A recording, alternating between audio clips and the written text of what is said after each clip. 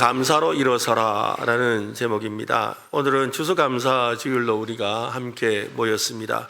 한 해 동안 받은 은혜를 헤아리며 하나님께 감사를 드리고 기쁘고 복된 날이지요. 여러분에게 추수감사절은 어떤 의미가 있습니까? 예수 믿지 않는 분들에게 추수감사절이 어떤 의미가 있을지를 한번 생각해 보았습니다. 예수 믿지 않는 분들에게는 이 교회를 방문하는 3대 절기가 있죠. 네, 3대 절기가 뭔지 아세요? 부활절, 추수감사절, 성탄절. 왜 이게 3대 절기일까요? 그날 가면 예배 마치고 간식을 주거든요. 네, 오늘 예배 마치고 여러분 떡 받아 가세요. 네, 여러분 한번 우리 자신에게 솔직하게 한번 물어보면 좋겠습니다. 나는 오늘 정말 감사함으로 이 자리에 나왔는가? 어떤 분들은 아이고 목사님 당연히 감사하죠. 이렇게 좋은 날씨 주시고 건강도 주시고 교회 와서 예배도 들을 수 있으니 얼마나 감사합니까? 그렇게 고백하기도 하지요. 그런데 또 어떤 분은 마음 한구석이 여전히 무겁고 감사가 잘 나오지 않는 분이 있을 수도 있습니다. 왜 감사하기가 어려울까요? 하나님께 수많은 은혜를 받았는데 왜 우리의 입에서는 감사보다 불평과 염려가 먼저 튀어나오는 것일까요? 어쩌면 우리가 사는 세상 때문일지도 모르겠습니다. 세상은 끊임없이 감사하지 말라고 아직 부족하다고 속삭입니다. 이미 가지고 있는 것에 대한 감사를 망각하게 만드는 세상을 우리는 지금 살고 있습니다. 언젠가 보았던 다큐멘터리에서 이런 말을 들었습니다. 기업이나 정치가들이 지난 세기 동안에 이 프로이드 심리학을 이용해서 미묘한 방법으로 사람들을 통제해 왔다는 겁니다. 제2차 세계대전이 끝난 후에 막강한 경제력을 키워온 기업들은 많은 공산품들을 생산해내었지요. 근데 생산해놓고 나니까 사용할 사람이 없는 거예요. 왜냐하면 한 번 쓰면 다시 쓸 일이 별로 없거든요. 그래서 남아도는 그 잉여 생산물을 어떻게 처리를 해야 될지에 대한 깊은 고민에 빠졌습니다. 사람들이 이미 소유한 물건에 만족해서 새로운 구매에 나서지 않는다면 공장이 조만간 멈출 것이라는 두려움이 생겼던 겁니다. 한 투자 전문가가 이런 제안을 했습니다. 우리는 필요의 문화에서 욕망의 문화로 사람들을 옮겨가게 해야 합니다.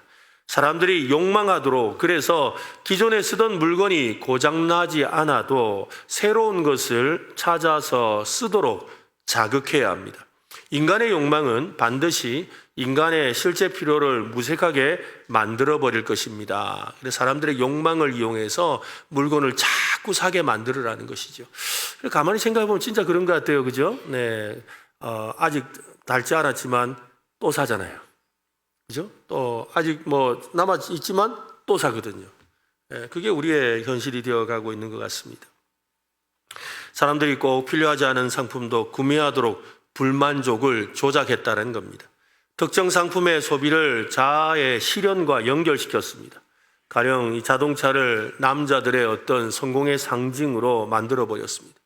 또 담배 회사들이 의뢰를 받고 여성 흡연자를 더 늘리기 위해서, 왜냐하면 남자들은 웬만큼 이제 담배를 피니까 여자들 담배 피게 하려고 일부러 부유층 여성들을 뉴욕 부활절 이 퍼레이드에 담배를 피우는 모습을 공개적으로 드러내는 거예요. 그러면서 아주 대단하고 잘난 이 사람들, 높은 사람들은 저렇게 담배를 피운다. 또 담배를 피우는 것은 자유의 상징이다 라는 것들을 상징적으로 해서 사람들로 하여금 그 담배를 피우면 그런 모습이 되는 줄로 착각하게 만들었던 겁니다. 우리는 끊임없이 불만족스러운 목소리의 지배를 받고 살고 있습니다. 최고로 멋진 장난감, 또 최신 기계, 최고급의 클럽 회원권, 더 젊은 아내, 부드러운 피부, 찰랑대는 머릿결, 좋은 상표, 더 멋진 차, 더 큰 집과 같은 것을 소유하지 않으면 내 삶이 뭔가 모자란 상태라고 끊임없이 세상이 우리를 속삭이지요. 그 속삭임에 속아서 오늘도 만족을 모르고 살아가는 불쌍한 인생이 되어버린 겁니다. 세상의 소리에 속아서 끊임없는 비교와 불만족이라는 영적인 열병에 걸려있지는 않습니까? 많은 사람이 감사 불감증이라는 열병을 앓고 있습니다. 그 열병이 어느새 우리 그리스도인들의 삶에도 깊숙하게 침투해 있습니다. 하나님은 선하시고 또한 그분의 인자하심은 영원하다고 우리가 입술로 고백합니다. 그리고 찬양도 하지요. 그리고 그 고백을 믿습니다. 하지만 우리의 삶을 돌아보면 그 고백과 실제 상황, 이 생활 사이에 큰 괴리가 있다는 것을 느끼게 되지요. 머리로는 감사를 아는데 마음은 냉랭합니다. 감사가 멈춘 자리에 그것이 바로 오늘 우리가 마주한 영적인 현실일 수 있다는 겁니다. 오늘 본문에는 열병으로 누워있는 시몬의 장모가 등장합니다. 그 집에 들어섰을 때 분위기가 심상치 않았습니다. 집안의 공기가 무섭게 가라앉아 있었습니다. 기쁨의 환대의 장소가 되어야 하는 그 집에 깊은 근심이 자리하고 있었습니다. 모든 것이 멈춰져 있었지요. 관계도 일상도 감사도 말입니다. 30절 말씀을 한번 보세요. 같이 한번 읽어보겠습니다. 시몬의 장모가 열병으로 누워 있는지라 사람들이 곧 그 여자에게 대하여 예수께 여짜온대. 시몬의 장모가 열병으로 누워있다라고 합니다. 열병에 걸려 꼼짝달싹 못하는 상태지요. 아마도 고열에 시달리며 깊은 고통 속에 있었을 겁니다. 지금 요즘 독감이 아주 심한데 여러분 건강 조심하시기 바랍니다. 그죠? 요즘 독감 걸리면 꼼짝달싹 못하는 것 같아요. 그렇게 힘들지요. 그처럼 이 열병은 단순한 몸살 감기 정도가 아닙니다. 당시에는 생명을 위협하는 심각한 질병이었습니다. 감사를 잃어버리고 사는 사람들의 영적인 상태가 이 열병과 닮았습니다. 삶의 문제와 풀리지 않는 숙제들과 경제적인 어려움과 관계의 깨어짐이라는 또 자녀 문제와 건강의 위기와 같은 문제들 앞에서 마치 고열에 시달리는 사람처럼 아무것도 할 수 없어서 그냥 누워있는 거지요. 눌려서 누워있는 겁니다. 원망과 불평이라는 이불을 덮어쓰고 말입니다. 하나님, 왜 나만 이런 고통을 당해야 합니까? 언제까지 이 어려움에 머물러 있어야 합니까? 원망과 탄식만 나올 뿐이지요. 오늘 이 시몬의 장모가 열병으로 누워있는 모습을 조금 더 우리가 깊이 들여다본다면 여러 가지 의미들을 발견할 수가 있습니다. 일단 그녀는 그 집의 안주인입니다. 안주인인데 누가 찾아왔지요? 시몬이 찾아왔어요. 그죠? 시몬은 이 시몬의 장모가 있는 집을 간 거잖아요. 여러분 생각해 보세요. 지금 사위가 찾아왔대요. 사위가 찾아왔대요. 사위가 그 집을 찾아온 거예요. 찾아왔으면 우리 아무리 아파도 장모님 일어나지 않을까요? 그죠? 정말 죽을 병이 아닌 이상은 일어나겠죠. 뭐 아무리 힘들어도 일어나는 척이라도 할 거예요. 그죠? 그런 사위가 찾아온 거예요. 거기다가 더 귀한 손님을 모시고 왔지요. 누굽니까? 예수님과 그의 제자들을 데리고 왔습니다. 그러니까 귀한 손님들을 위해서 최고의 대접을 해야만 합니다. 환대하고 섬기고 또한 그들과 함께 교제를 나눠야 합니다. 그러나 아무것도 할 수 없습니다. 그냥 누워 있습니다. 열병이 그녀를 계속해서 누워 있도록 짓누르고 있었던 거지요. 아무것도 할 수 없도록 말입니다. 감사는 우리 영혼의 상태와 깊이 연관이 있습니다. 하나님이 우리를 지으신 목적이 무엇입니까? 하나님을 영화롭게 하고 영원토록 그분을 즐거워하는 것이라고 했습니다. 그 목적을 수행하는 핵심 기능이 바로 감사입니다. 여러분, 감사에서부터 찬송이 나옵니다. 감사에서부터 주님의 영광을 위한 삶이 나오는 거예요. 한번 해볼까요? 감사가 신앙생활의 시작이다. 그죠? 감사가 신앙생활의 시작인 거예요. 그런데 이 감사가 멈추었습니다. 열병이 찾아오면 입맛을 잃어버립니다. 그래서 여러분 우리도 그렇잖아요. 감기 걸리고 이래가지고 몸이 아프면 밥 먹고 힘 좀 내라 그러는데 밥맛이 없다. 밥맛이 없다. 밥을 먹어도 모래를 씹는 것 같이 그렇게 까끄럽고 힘들다 라고 하면서 아무 맛이 안 난다. 아무 맛이 안 난다 라고 그러지 않습니까? 마찬가지로 우리 마음에 원망과 불평이 또 무기력이라는 영적인 이 열병이 찾아오면 감사의 맛을 잃어버리는 거예요. 이게 정말 감사할 일인데도 감사할 맛이 안 나는 거예요. 무슨 말인지 아시겠습니까? 감사할 맛이 안 난다. 이거 진짜 감사할 일이거든요. 누가 선물해 줬어요. 아니면 누가 뭘 줬어요. 아니면 뜻밖의 애들이 잘 됐어요. 뭐 내가 생각지도 못한 곳에 가게 되었어요. 감사할 일이에요. 근데 감사할 맛이 안 나는 거예요. 참 위험한 일이죠. 감사할 맛이 안 난다. 하나님의 은혜가 매일 쏟아져도 그 은혜를 인식하지 못하는 겁니다. 예배의 자리에 앉아있지만 찬양이 귓가에 맴돌기만 할 뿐 가슴을 울리지 못합니다. 그저 누워있을 뿐인 거지요. 어릴 적에 우리 가지고 놀던 장난감 중에 오뚜기가 있습니다. 옛날에 집에 하나씩 다 있었죠. 오뚜기, 그죠? 오뚜기. 아무리 넘어져도 다시 일어나는 거. 그걸 보고 오뚜기 같다라고 하잖아요. 그래서 오뚜기 놓고 이렇게 확 밀어보다 올라오고. 그래서 일부러 더 세게 밀어넣으면 더 빨리 올라오고. 그죠? 천천히 밀면 천천히 올라오고. 세게 밀면 세게 올라오고. 이러는 오뚜기죠. 네. 근데 혹시 여러분, 오뚜기가 이렇게 들어 누워 있는 오뚜기 보신 적 있으세요? 들어 누워 있는 오뚜기? 저는 본 적이 있습니다. 하도 이상해서 아니 얘가 왜 안 누워있지? 라고 싶어서 한번 자세히 봤죠. 그래서 궁금해가지고 도대체 안에가 어떻게 되어 있길래 그럴까 싶어서 한번 분해를 해봤습니다. 그랬더니 단단히 붙어 있어야 될 그 무게추가 있어서 이렇게 넘어졌다가도 중심을 잡는데, 근데 이 무게추가 떨어져 나간 거예요. 안에서 이렇게 떨어진 거예요. 그러니까 그 추가 오뚜기의 중심을 잡아주는 핵심이었던 겁니다. 무게추가 떨어져 나가면 그냥 쓰러지는 거죠.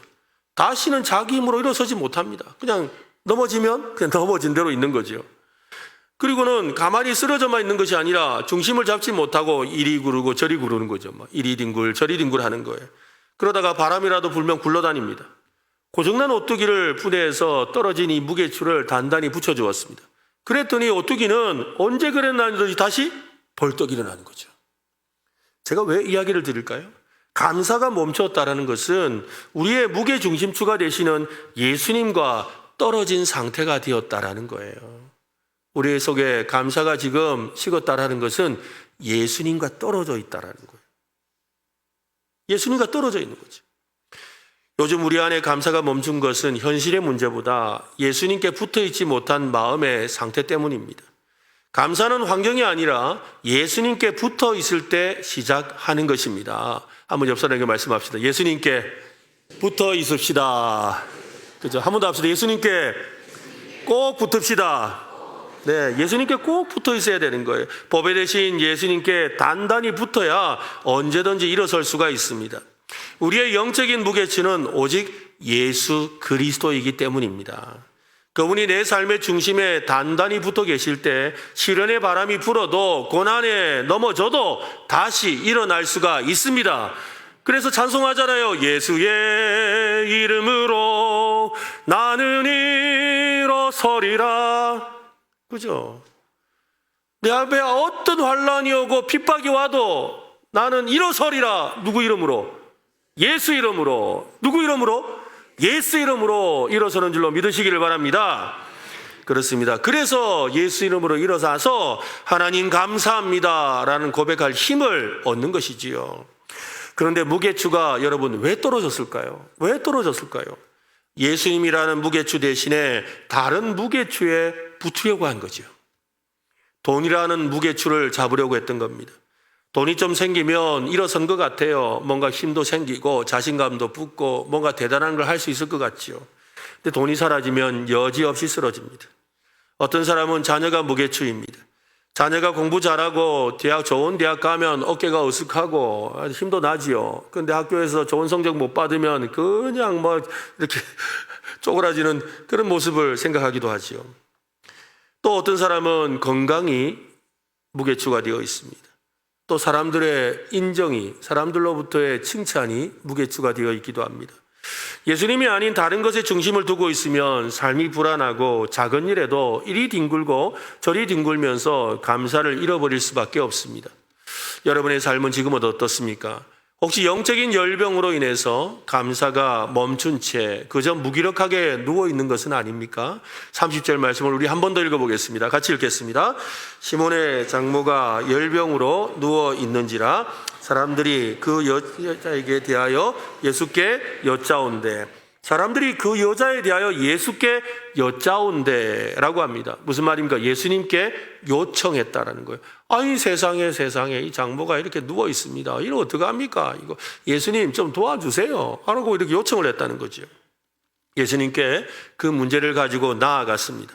그들은 감사가 멈춘 그 절망의 자리에서 예수님을 초대하고 있지요. 감사가 멈췄을 때, 영적 열병으로 누워있을 때 유일하고도 가장 중요한 일은 정직하게 예수님께 아뢰는 것입니다. 주님, 제가 영적 열병에 걸렸습니다. 감사가 멈추었습니다. 제 힘으로 일어설 수 없습니다. 라고 말입니다. 이 솔직한 고백이 감사가 회복되는 첫걸음인 줄로 믿으시기를 바랍니다. 우리의 문제를 하나님께 아뢰면 무슨 일이 일어날까요? 언제라도 도와주십니다. 하나님은 언제나 도와주시고 우리 주님도 마다하지 않으시고 도와주시지요. 문제를 해결을 넘어서 감사로 이끄십니다. 예수님은 열병에 걸린 시몬의 장모에게 어떻게 하시는지 한번 보세요. 31절 말씀도 읽어봅시다. 시작. 나아가사 그의 손을 잡아 일으키시니 열병이 떠나고 여자가 그들에게 수종되니라. 여기서 예수님의 특별한 행동 세 가지가 나타납니다. 첫 번째는 나아가셨대요. 두 번째로는 손을 잡으셨대요. 손을 잡으사. 그 세 번째는 일으키셨다. 세 가지. 나아가셔서 손을 잡고 일으키셨다라고 합니다. 첫째, 예수님은 나아가셨습니다. 예수님은 멀리서 말씀만으로 고칠 수도 있는 분이시지요. 백부장 하인을 고치셨을 때처럼 말합니다. 야, 네 믿음이 참으로 대단하구나. 그러고는 뭐예요? 네 믿음대로 될 것이다 라고 말씀하시니까 그 시각에 병자가 나았지요. 말씀만 하시도 낫습니다라는 그 믿음대로 병자가 낫는 역사가 일어났습니다. 또 열병아 떠나가라 한마디면 충분하죠. 그러니까 열병아 떠나가라 하시면 되는 거예요. 그냥 와서 서서 열병아 떠나가라 하면 된단 말이죠. 또 아니면 38년 된 병자를 고치셨을 때처럼 일어나서 네 자리를 들고 가라 라고 말씀하셔도 놀라운 일이 일어나죠. 그런데 예수님이 친히 다가가셨다고 합니다. 그분은 열병으로 누워있는 신음하는 시몬의 장모에게 직접 가셨습니다. 그 고통과 절망의 자리, 감사가 완전히 멈춰진 그 자리로 주저없이 다가가셨습니다. 네가 믿음이 없어서 그래, 네가 감사를 잃어버려서 그래 라고 하면서 정죄하거나 외면하지 않으셨습니다. 예수님은 지금도 우리의 고통 속으로 찾아오십니다. 우리의 가장 어두운 현실 속으로 직접 나아오십니다. 나를 아시고 나를 찾으시고 나를 고쳐주시려는 그 예수님의 다가오심을 감사할 수 있기를 바랍니다. 예수님이 지금도 여러분에게 다가가십니다. 문제는 뭐예요? 내가 뿌리치는 거예요. 문제는 내가 다른 것을 붙잡는 거예요. 여러분, 예수님의 나아오심에 감사할 수 있기를 바랍니다. 두 번째로 그 손을 잡아입니다. 예수님은 시몬의 장모 손을 잡아주셨습니다. 당시 율법을 엄격하게 따지자면 열병 환자와 같이 부정한 자와 접촉하는 것은 둘 다 부정해지는 일이었습니다. 그러나 예수님은 사랑으로 그 모든 장벽을 넘으셨습니다. 여인의 손을 잡아주신 것이죠. 이것은 접촉이 아니라 굳게 붙들었다라는 거예요. 굳게 붙잡아줬다. 그냥 이렇게 터치해준 게 아니라 굳게 붙잡아줬다는 거예요. 지금 손을 놓쳤기 때문에 고침받지 못하고 병에 있는데 이제 잡아주심으로 회복시켜 주시겠다라는 거예요. 그분의 능력 있는 손, 폭풍을 잠잠하게 하시고 죽은 자를 살리시는 손이 지금 열병으로 아무 힘도 없는 여인의 손을 굳게 잡아주셨습니다. 여러분, 회복은 바로 이 잡아주심에서 시작하는 거예요. 예수님이 먼저 우리의 손을 잡아주십니다. 오늘 그 주님의 손을 뿌리치지 말기를 바랍니다. 조금 전에 오뚜기 이야기를 한번 생각해 보세요. 떨어져 나간 무게추가 예수님입니다. 근데 예수님께서 친히 손을 내밀어서 넘어진 오뚜기 중심에 가셔서 단단히 붙잡아 주시니까 어떻게 되는 거예요? 꽉 잡아 주시니까 벌떡 일어나게 되는 거예요. 여러분, 주님이 잡아 주시면 일어날 수 있습니다. 주님이 잡아 주시면 회복됩니다. 주님이 잡아 주시면 감사가 넘쳐납니다. 주님의 손을 놓치지 마시기를 바랍니다. 주님이 우리의 손을 꽉 잡아주실 때 그분의 생명이 우리의 몸과 영혼에 들어옵니다. 그분의 거룩함과 따뜻한 사랑이 우리의 차가운 손을 타고 온몸으로 들어오게 되는 것입니다. 세 번째로는 일으키셨다라고 합니다. 예수님이 우리를 붙드신 목적은 우리가 계속 그 자리에 누워있게 하려는 것이 아닙니다. 더 잘 누워있도록. 그죠? 야, 아이고, 내가 그래, 좀 도와줄게 하고는 가서 내가 그래, 다가가셔서 그 손을 잡고서 그래, 너무 한쪽으로 누웠다 보니까 욕창 생기겠다. 내가 좀 돌려 누워줄게.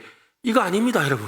그죠? 아니요, 너 보니까 자세가 좀 불편한데 내가 자세를 바르게 해줄게. 바르게 눕도록 도와줄게. 잘 눕도록 도와준 게 아니라는 거예요. 예수님이 일으키시려고 하는 거지. 일어나게 하시려는 겁니다. 예수님께서 일으키시니 열병이 떠나고 수종을 들었다고 합니다. 이 순서가 너무나도 중요합니다. 시몬의 장모가 스스로 나 일어나야 되겠다라고 결단했기 때문에 열병이 떠난 것이 아닙니다. 내가 이제부터 감사하기로 마음을 먹었으니 열병아 떠나가라 라고 선포해서가 아닙니다. 예수님이 일으켜 주셨기 때문입니다. 예수님의 생명과 능력이 예수님과 잡은 손을 통해 흘러 들어갔기 때문인 것이지요. 오늘 주님의 손을 잡고 회복의 역사를 경험하시기를 바랍니다. 여러분의 삶에 감사가 넘쳐나는 역사가 일어나기를 예수님의 이름으로 축원합니다. 네, 한때 세상을 감동하게 했던 영화 우리 생애 최고의 해라는 영화가 있습니다. 제2차 세계대전에서 두 팔을 잃은 청년 해럴드 러셀이라는 사람의 실화를 다룬 영화입니다. 처음에는 소설이었습니다. 그런데 그는 폭탄에 맞아 두 팔을 잃고 절망 속에 빠졌습니다. 하나님, 나는 이제 쓸모없는 인간입니다. 그렇게 통곡했습니다. 그때 하나님께서 그의 마음에 말씀을 주셨습니다. 얻은 것이 잃은 것보다 많지 않느냐. 한번 해볼까요? 얻은 것이 잃은 것보다 많지 않느냐. 무슨 말입니까? 너에게 너 잃은 거 맞다. 두 팔 잃은 거 맞아. 그런데 너는 얻은 게 더 많아 라고 말씀하신 거예요. 그는 그 음성을 듣고 눈을 들었습니다. 가만히 보니까 두 팔은 잃었지만 생명과 두 눈과 두 귀와 두 발이 남아있던 거죠. 그는 의수를 이렇게 팔에 끼우고는 그리고는 타자를 치는 법을 연습하기 시작했습니다. 그리고 새로운 삶을 살았습니다. 그가 쓴 이야기가 베스트셀러가 되어서 자신의 그 인생을 영화로 제작해서 주연으로 직접 출연하기까지 하게 된 겁니다. 하나님께서 그를 찾아가셔서 손을 잡아서 일으켜 주시니 그가 회복이 되었던 것입니다. 어느 기자가 그에게 물었습니다. 당신은 신체적 조건으로 인해서 절망하지 않았습니까? 그때 이 러셀은 당당하게 대답합니다. 아닙니다. 나는 육체적인 장애는 도리어 가장 큰 축복이 되었다고 생각합니다. 잃어버린 것을 계산할 것이 아니라 하나님께로부터 받은 것, 얻은 것을 생각했기 때문입니다. 그 은혜에 감사하며 그것을 사용할 때 하나님은 이런 것보다 비교할 수 없이 많은 것을 채워주셨습니다. 더 많은 가능성이 그 앞에 열리게 되었던 겁니다. 참 그 고백이 참 멋집니다. 우리의 감사 회복도 바로 그와 같습니다. 감사해야지 라고 스스로 채찍질한다고 감사할 수 있는 것이 아닙니다. 감사는 결단 이전의 은혜입니다. 그리스도께서 우리를 절망의 자리에서 붙들어 일으키실 때 우리를 묶고 있던 불평과 원망과 무기력의 열병이 떠나가는 것이죠. 감사는 우리가 쥐어 짜내는 것이 아닙니다. 쥐어 짜내고 막 감사가 뭘까 억지로 생각해서 이게 감사한지도 별로 느낌도 없는데 그냥 감사해야 되겠다 싶어서 감사하는 그게 감사가 아닙니다. 여러분. 감사는 그리스도께서 우리와 함께 하시고 내가 예수님께 붙어 있을 때 그분의 생명으로부터 자연스럽게 흘러 나오는 것입니다. 그렇다면 감사를 잃어버린 영적 열병에서 고침을 받는 방법은 무엇이겠습니까? 예수님의 손을 잡는 거죠. 예수님의 손을 꼭 붙들고 믿음으로 일어서는 것입니다. 한번 해볼까요? 예수님의 손을 꼭 잡겠습니다. 그래서 여러분 예수님의 손을 꼭 잡고 일어나서 감사의 인생이 되시기를 간절히 바랍니다.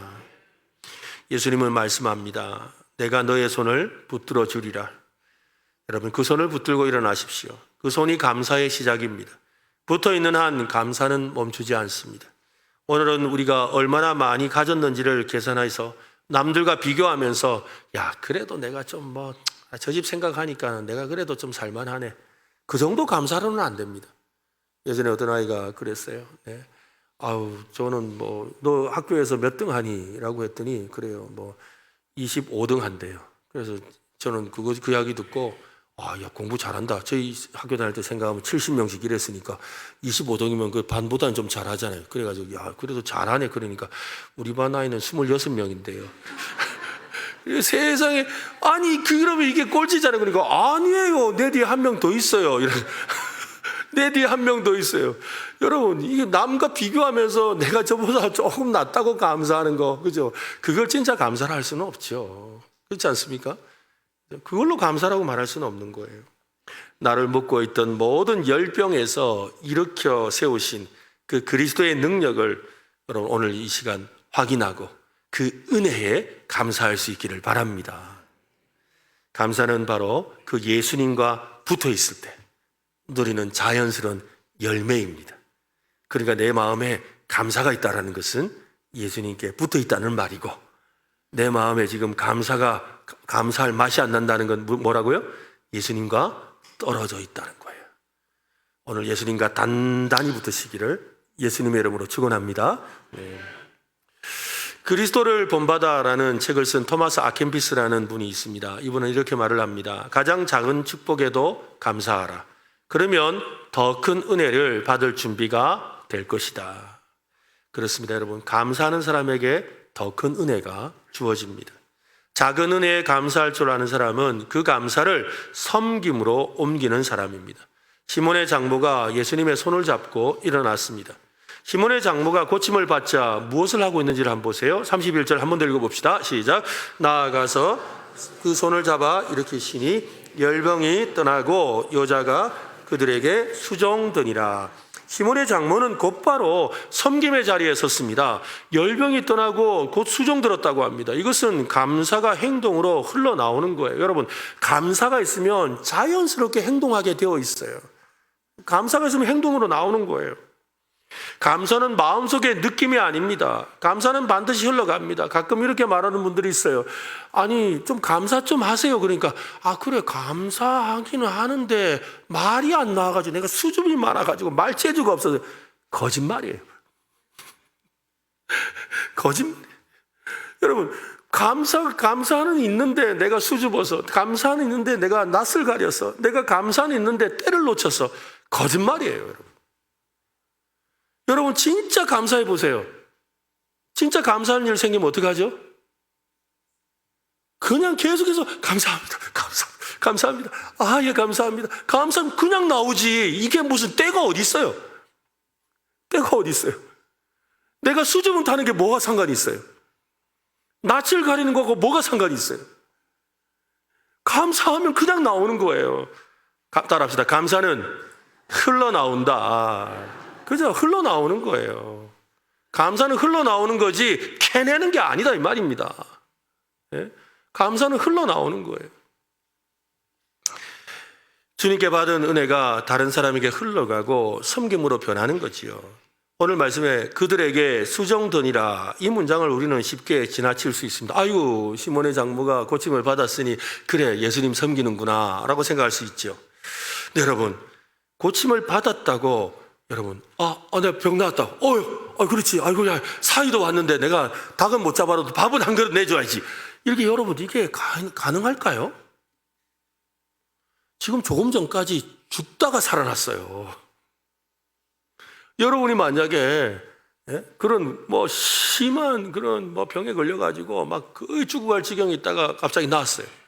그럼 여러분은 어떻게 하실 것 같으세요? 아이고, 나왔구나 하고 정신 차리고 막 달려 나올 것 같으세요? 아니죠. 어떻게 해요? 아이고, 이제 내가 밥 좀 먹고 정신 차려야 되겠다.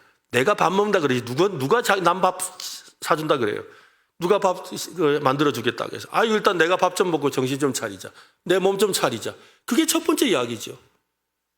그렇잖아요. 아니면 뭐예요? 아이고, 내가 이제 내 몸 좀 정리하고, 그러고 나서 이제 좀 힘 좀 더 내가지고, 그래, 내가 섬겨야지. 그게 보통의 사람들의 이야기예요. 그게 보통 사람들이 하는 이야기인 거예요. 그런데 오늘 시몬의 장모는 그 자리에서 일어나서 예수님을 섬겼다라고 말하고 있는 것이지요. 섬김을 은혜에 대한 보답이나 의무로만 생각한다면 핵심을 놓치는 겁니다. 생각해 보십시오. 방금 죽을 것 같은 열병에서 일어났습니다. 여러분이 그 독감에서 회복되었다고 그런 일을 할 수는 없지요. 곧 일어나서 수종들기 시작했습니다. 자리에서 일어나자마자 주방으로 달려가서 앞치마를 두르는 음식을 준비했다는 말입니다. 이 모습은 우리에게 감사가 무엇인지를 보여줍니다. 감사는 기쁨의 폭발이에요. 해봅시다. 기쁨의 폭발이다. 예, 기쁨이 폭발하는 거예요, 여러분. 감사는 기쁨이 폭발하는 거예요. 열병으로 누워있을 때는 섬기고 싶어도 섬길 수가 없었습니다. 감사의 기능을 상실했을 뿐만 아니라 섬김의 기능도 상실했습니다. 그러나 예수님께서 일으키셨죠. 새로운 생명과 에너지가 넘쳐 흐르게 하셨습니다. 그러자 가만히 있을 수가 없었습니다. 자신을 절망에서 건져주신 그 주님을 위해, 주님과 함께 방문한 사람들을 위해 기꺼이 나서서 섬기고 있는 거지요. 그것이 열병에서 해방되었음을 보여주는 확실한 증거입니다.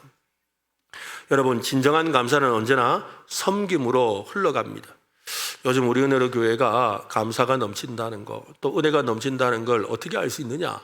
지난주에 우리가 이번 추수감사절은 좀 강단을 좀 풍성하게 하자고 했더니 이렇게 풍성해졌어요. 그죠? 아멘? 그죠? 많은 분들이 이렇게 섬겨주신 건 저는 여기만 봤는데 뒤에 박스도 있습니다, 여러분. 풀지 않은 박스도 있어요, 여러분. 네? 얼마나 귀해요.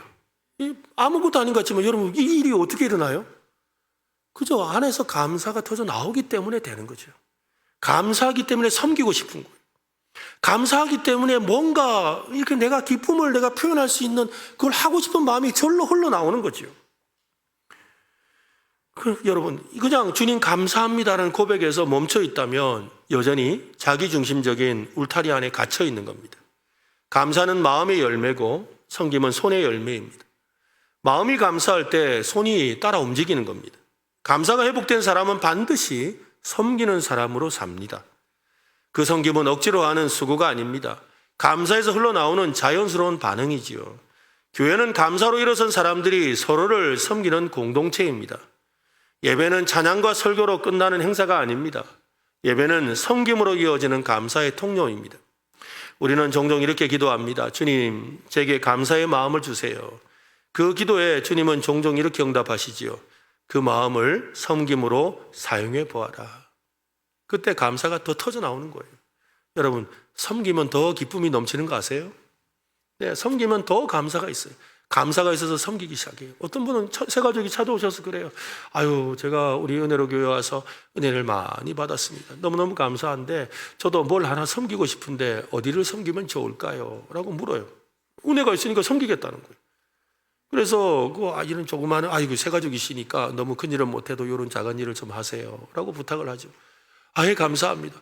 그때부터 이분이 막 더 감사가 넘치는 거예요. 더 감사가 넘쳐요. 더 은혜가 넘치는 거죠. 여러분, 감사는 행동으로 흘러갈 때 여러분 풍성해집니다. 감사는 나눌수록 깊어지고 섬길수록 더 커지는 줄로 믿으시기를 바랍니다. 우리는 감사를 받는 것에 대한 반응이라고 생각합니다. 그러나 성경이 말하는 감사는 흘려보내는 것이라고 합니다. 맑은 샘물과 고여있는 저수지의 차이를 아시죠? 샘물은 어떻습니까? 땅속 깊은 곳에서 계속해서 맑은 물을 솟아나게 합니다. 그리고 그 솟아난 물은 절대로 그 자리에 머물러 있지 않습니다. 반드시 흘러가서 계곡을 이루고 강을 이루어 흘러가면서 주변의 메마른 땅을 적시고 목마른 짐승들을 살리고 온갖 생명을 피워냅니다. 여러분, 저기 중국의 황하강 아시죠? 황하강. 황하강은 그죠? 노란 물이 흘러서 황하잖아요. 노란 물이 흘러서 황하예요. 근데 언젠가 한번 다큐멘터리를 보았는데 그 황하강의 물줄기를 찾아서, 물 근원을 찾아서, 황하강의 그 발원지를 찾아서 떠나는 여행을 보았어요. 근데 정말로 먼 거리를 찾아갔는데요. 갔는데 여러분, 그 물 근원이 어디 있었을 것 같으세요? 어디 있었을 것 같습니까? 저도 뭐 깊은 어디 산골짜기 뭐 아니면 뭐 어디 그죠? 산 높은 데인 줄 알았는데 뜻밖에도 그냥 허벌판에 있더라고요. 허벌판에 조그마한 샘이 하나가 흘러요. 근데 그 샘에서 나오는 물줄기가 점점 가면서 어떻게 해요? 주변에 있는 물이 더 모여가지고 그 큰 황하강을 만드는 거예요.